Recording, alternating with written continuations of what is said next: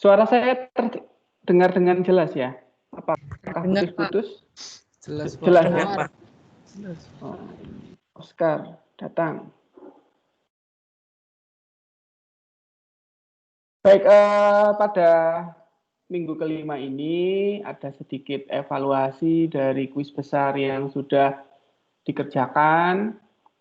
Secara overall, secara keseluruhan, semuanya sudah bisa mengerjakan sesuai dengan ketentuan yang diharapkan. Jadi, untuk update presensi dan nilai bisa dicek di mahasiswa.macung.ac.id ya. Di situ sudah saya input nilainya beserta hal-hal yang perlu dievaluasi atau komentar dari saya. Semoga bisa memberikan motivasi untuk kedepannya lebih baik lagi. Dan pada hari ini juga saya sudah meng-create sebuah tugas ya, kuis kecil.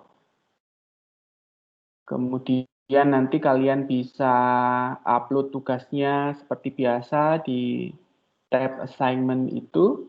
Dan nanti saya bisa mengoreksinya secara langsung. Kemudian perlu diingat, untuk pengumpulannya mohon bisa disesuaikan dengan tenggat yang sudah ditentukan. Karena di situ pertimbangannya agar tugas kalian itu bisa segera direview, bisa segera dikoreksi, nilainya segera selesai. Gitu ya, bisa kalian lihat nilainya. Intinya dari Prodi DKV kita sudah mengupayakan yang maksimal untuk perkuliahan daring ini. Jadi kemarin juga sudah ada kuesioner yang dibagikan dan sudah Prodi sampaikan ke dosen-dosen yang bersangkutan. Semoga di minggu-minggu selanjutnya perkuliahan bisa lebih baik lagi, lebih maksimal lagi. Dan kita juga harus senantiasa berdoa agar situasi pandemi COVID ini bisa segera selesai, kita bisa tatap muka kembali, seperti itu. Nah, di minggu kelima ini saya akan memberikan sebuah materi penjelas secara spesifik terkait kode etik ya, kode etik. Oke, di sini saya akan share PPT-nya.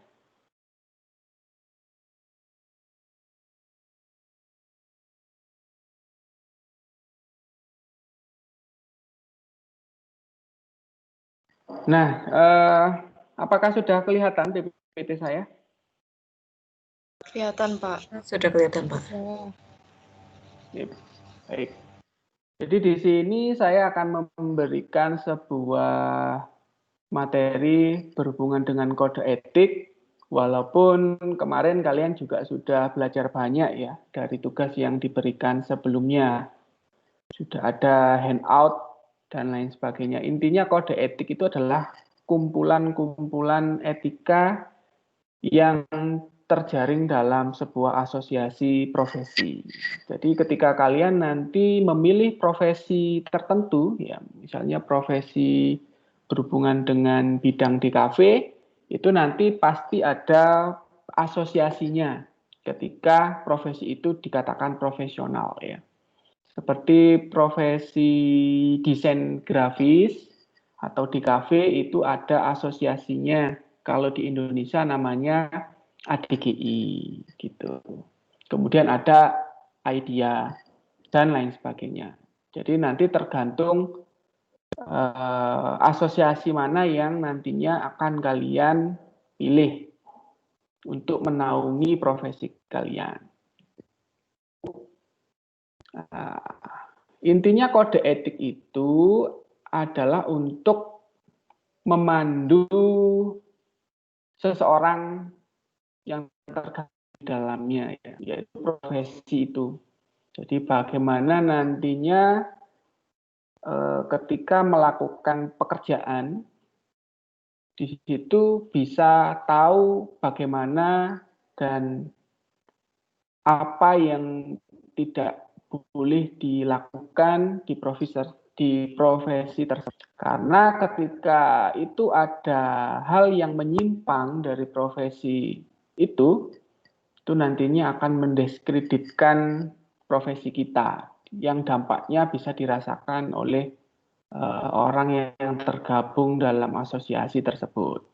Ya, di sini adalah intinya bagaimana kita bisa menentukan benar atau salah, apa yang harus dan apa yang tidak harus atau dihindari, itu harus diketahui oleh semua yang tergabung dalam profesi tersebut.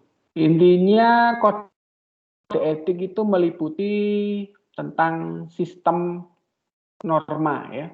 Jadi aturan-aturan apa yang perlu diketahui agar asosiasi dari profesi kita itu bisa memiliki nama baik yang dipercaya oleh masyarakat.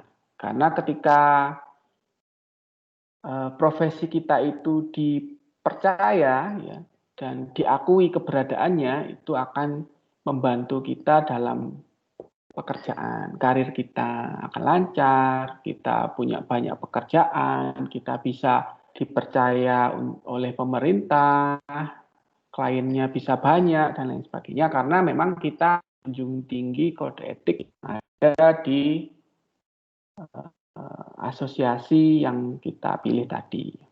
Ya, kemudian juga berhubungan dengan nilai dan aturan secara profesional bagi seorang yang bisa dikatakan profesional.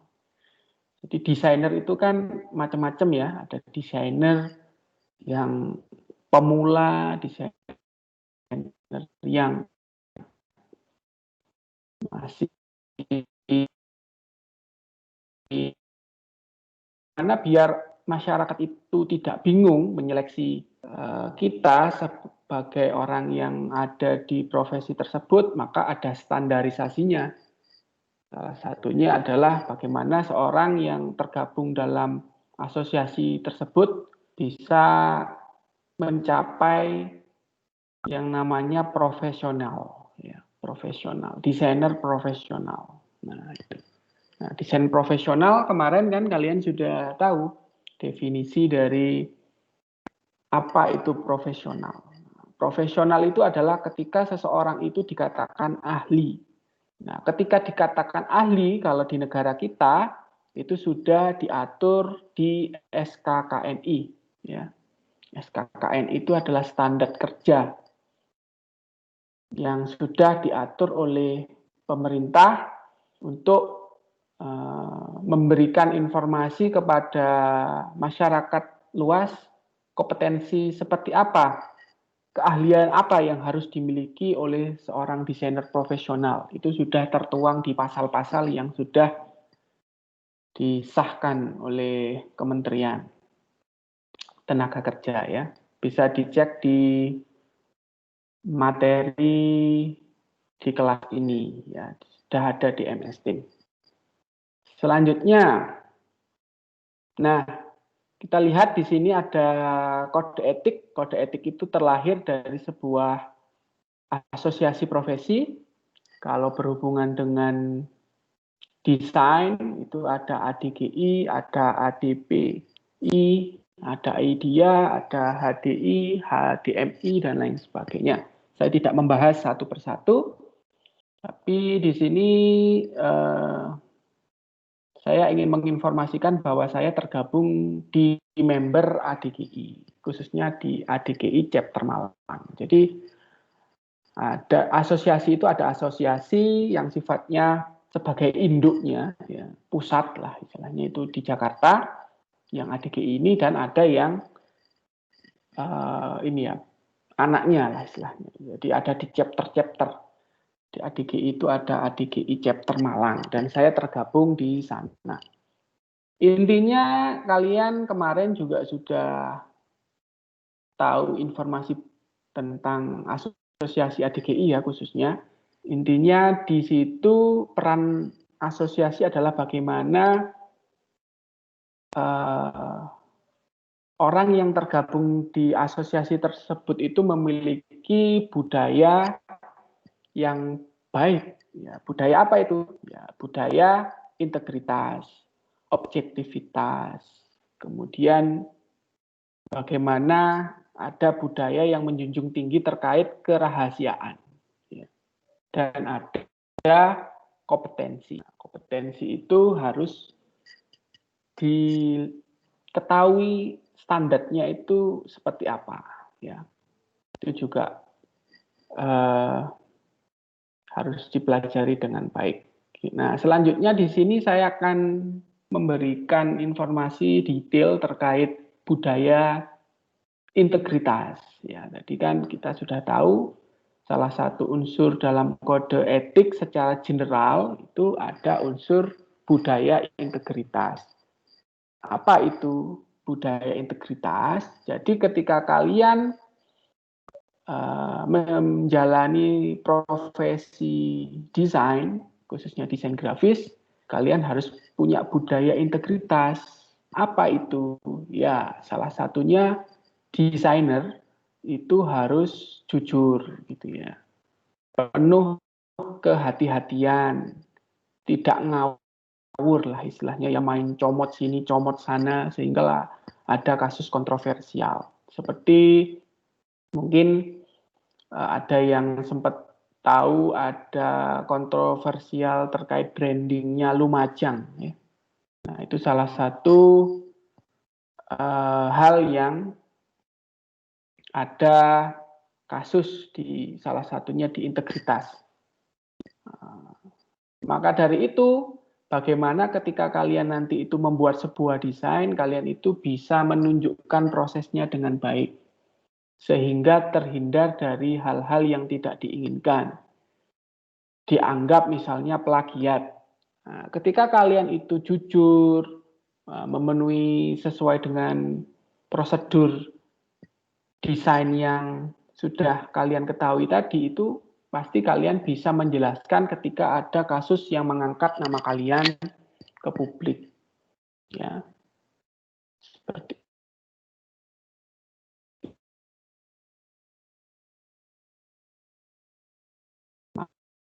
kayaknya kemarin ketika magang itu kan ada aturan-aturan yang harus kalian patuhi, misalnya terkait deadline, jam kerja, kemudian komunikasi dengan klien, sistemnya itu pasti sudah teratur. Nah, itu juga harus senantiasa kalian perhatikan. Ya, salah satunya kalau di hal yang sederhana, ya di pengumpulan tugas, itu kan ada deadline-nya. Bagaimana tanggung jawab kalian itu bisa mengumpulkan sesuai dengan jadwal, tepat waktu, seperti itu. Ya, karena ketika kalian itu nanti menghiraukan budaya ini, nanti yang tercoreng itu adalah profesi kalian sendiri, yang itu berdampak tidak hanya ke kalian, tapi juga ke semuanya yang memiliki profesi sama dengan kalian. Maka dari itu, asosiasi itu perannya yaitu untuk bagaimana budaya ini bisa terrealisasi ke member-membernya. Ya, kemudian mematuhi hukum. Ya, makanya nanti ke depan ada materi tentang hak cipta. Agar karya-karya yang kalian ciptakan itu bisa terlindungi, tidak mudah untuk dicuri orang, ya, untuk keuntungan-keuntungan tertentu. Nah, integritas itu intinya juga secara sadar bagaimana kalian tadi melakukan aktivitas profesi kalian itu dengan tidak mencoreng nama baik asosiasi profesi tempat member itu bernaung. Kayak saya DGI chapter Malang, itu jangan sampai saya itu terbukti bersalah gitu ya. Kayak saya misalnya melakukan kegiatan plagiasi terus viral nama saya, nah itu kan mencoreng nama baik asosiasi profesi, yaitu ADGI misalnya.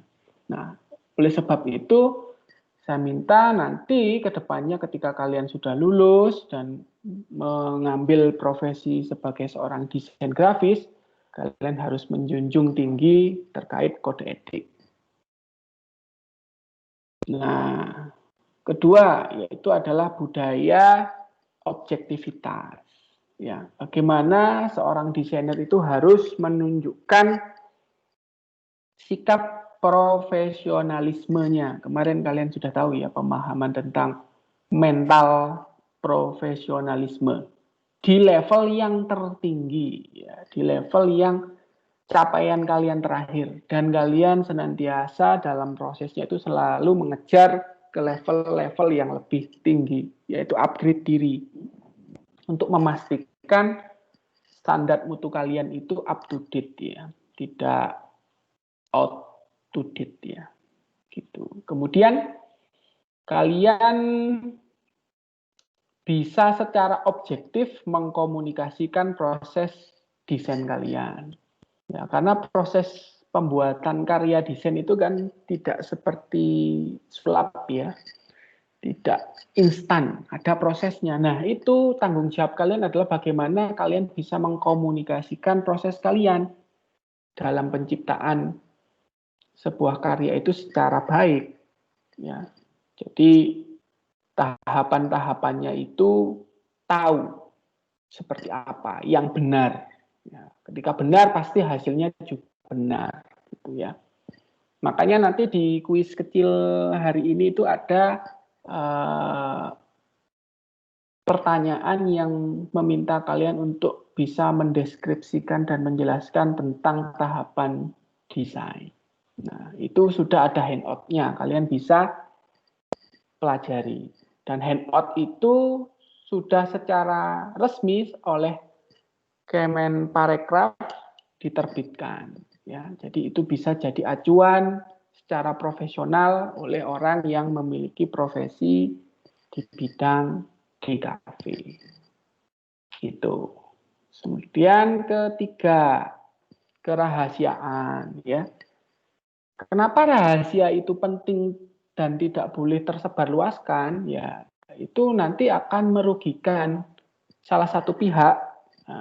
Contoh sederhananya aja ya, ketika kalian lihat film animasi SpongeBob ya, di situ kan ada sesuatu rahasia yang tidak boleh sampai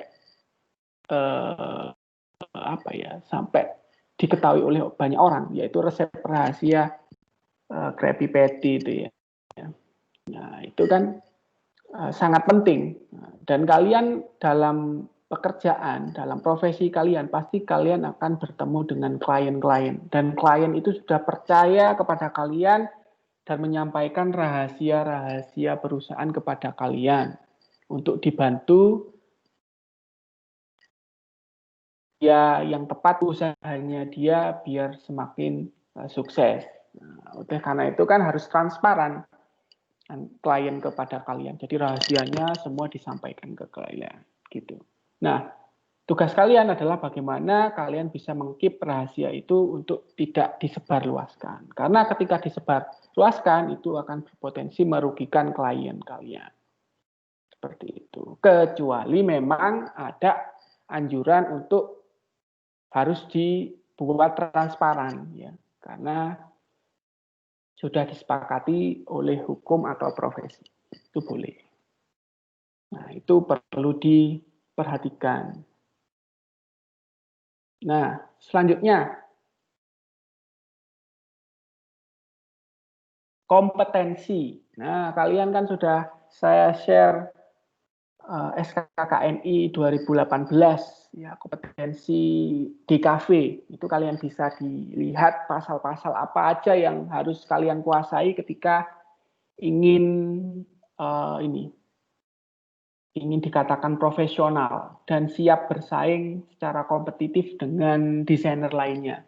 Oleh sebab itu, ya di asosiasi ADGI saya itu juga didorong untuk mengikuti sertifikasi profesi. Nah, di sini saya menunjukkan sertifikat dari saya ya, yang menunjukkan bahwa saya ini seorang misalnya dikatakan desainer profesional. Di sini ada sertifikat secara hukum yang nantinya ketika kalian sudah berkecimpung di profesi itu bisa kalian ikuti. Ya. Nah, ini salah satunya, contohnya. Nah, ini adalah sertifikat profesi saya yang saya ini diakui sebagai seorang yang memiliki kualifikasi kompetensi di graphic design. Ya. Nah, ini ada tesnya ini ya. Nah, di asosiasi itu didorong untuk bagaimana member-membernya itu tersertifikasi. Ya, di bagian bawah ini ada kompetensi yang dicapai. Misalnya di sini saya dianggap sudah bisa mengaplikasikan prinsip desain, prinsip komunikasi, bisa menerjemahkan brief ke dalam sebuah karya, kemudian bisa memiliki kompetensi di software, kemudian bisa menciptakan karya yang baik. Nah, itu. Nah, di sini juga saya punya yang animasi ya, motion graphic ya. Ini saya juga sudah dikatakan profesional di situ. Nah, nanti ke depan itu kalian juga harus mencapai ini untuk bisa dikatakan profesional. Karena negara kita itu negara hukum, semuanya diatur secara hukum untuk profesi-profesinya. Ya, di sini juga sudah ada kompetensinya. Sebagai dosen pun saya juga ada asosiasinya dan dituntut untuk menjadi seorang dosen yang profesional. Di sini saya juga ada buktinya. Nah, di sini juga ada. Nah, ada sertifikat di sini saya dikatakan sebagai dosen profesional pada bidang ilmu desain komunikasi visual. Ini secara hukum sudah terbukti saya ini ya, jadi sudah aman lah seperti itu. Nah, jadi saya di sini mengarahkan ke kalian untuk kedepannya juga aware dengan itu, ya. Karena kita tahu perkembangan zaman ini semakin hari semakin maju, sehingga kompetensi antara sesama orang yang ada di profesi tersebut itu sangat ketat sekali. Oleh karena itu, apa yang perlu diperhatikan ya kita ada tadi, ada sertifikat dan ada portfolio ya kalau di DKV itu seperti itu. Oke. Nah, di sini ya terkait kompetensi di sini bagaimana nantinya budaya ini harus terekam di benak kalian. Salah satunya adalah bisa mengimplementasikan pengetahuan, kecakapan, pengalaman yang memang itu kalian kuasai ya. Jangan sampai kalian itu tidak kuasai tapi menerima job tersebut. Apakah hasilnya pasti akan berbeda atau tidak sesuai, itu kan akan mendiskreditkan profesi kalian sendiri. Nah, makanya di sini ada standar kerja profesional. Nah, ketika kalian nanti tergabung dalam asosiasi profesi, pasti di asosiasi itu kan ada pertemuan rutin, kemudian ada media apresiasi tiap program kerjanya. Nah, itu bisa dijadikan acuan untuk bagaimana kita itu tahu standar kerja profesional itu seperti apa. Oke, jadi yang terpenting di sini adalah bagaimana kalian itu selalu dari masa ke masa itu upgrade diri. Jadi jangan sampai kalian itu tertahan di zona nyamannya kalian. Karena mentang-mentang sudah expert gitu ya, misalnya di pembuatan logo, kalian nggak mau belajar lagi tentang logo. Padahal sudah ada tren logo yang berkembang di setiap zamannya. Itu juga harus kalian perhatikan gitu ya. Oke. Nah, intinya tujuan kode etik untuk semua profesi itu adalah untuk jadi pedoman bagi setiap anggota asosiasi profesi tentang prinsip profesionalitas ya. Bagaimana tingkat profesional dari kalian itu bisa benar-benar tercapai dengan baik gitu ya. Nah, maka penting itu ada kalian paham tentang kode etik profesi kalian.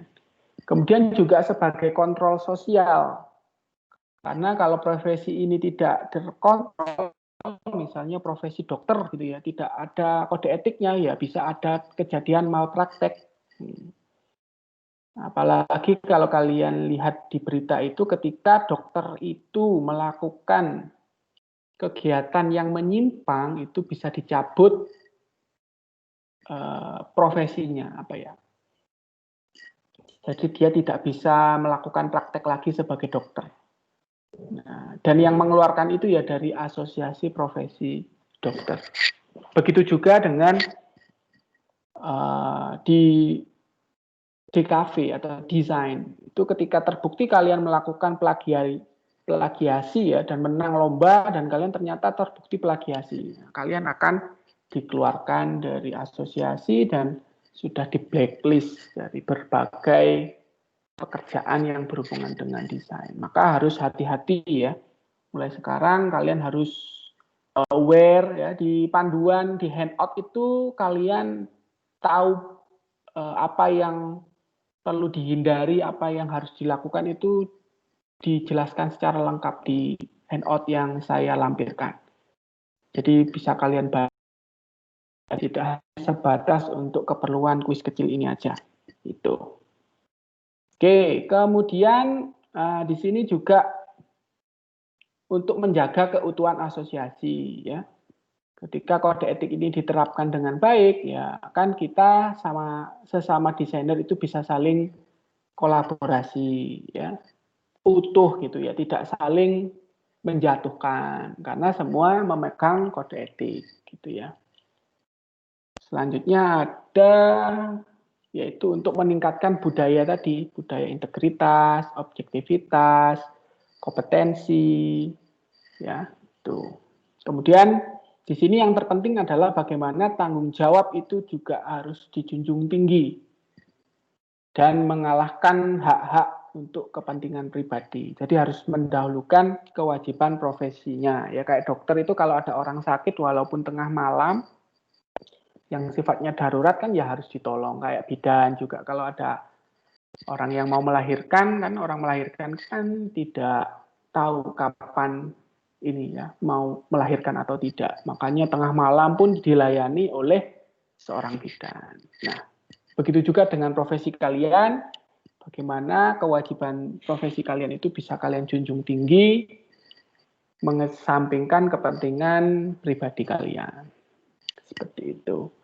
Kemudian dengan adanya kode etik, kalian jadi independen ya, tidak terikat oleh orang lain karena kalian sudah terlindungi dengan baik. Itu untuk penjelasan hari ini terkait materi kode etik. Apakah ya ini hilang semua kemana? Halo. Nah, oke. Kelihatan kan di sini kan enak ngontrolnya ya. Yang belum kelihatan. Ini. Oke, ada pertanyaan dari penjelasan yang saya sampaikan tadi? Atau ada sharing gitu atau apa terkait respon yang saya sampaikan tadi? Oke. Ada pertanyaan? Apa penjelasan saya tadi sudah cukup menjawab kegelisahan di minggu-minggu sebelumnya, sebelum pertemuan ini? Bagaimana? Apakah sudah jelas? Sudah jelas, Pak. Sudah jelas, Pak. Oke. Ada pertanyaan? Albert, ada pertanyaan, Albert? Enggak ada, Pak. Masih belum. Untuk penyampaian materi bisa diterima dengan baik ya? Tidak ada masalah ya? Iya, Pak. Bisa, Pak. Baik, karena sudah tidak ada pertanyaan, kalian bisa lanjut untuk mengerjakan kuis kecilnya. Perhatikan deadline-nya ya. Untuk itu, sebelum kita tutup untuk pertemuan online pada minggu kelima ini, mari kita tutup dengan doa. Berdoa menurut agama dan keyakinan kita, dipersilahkan.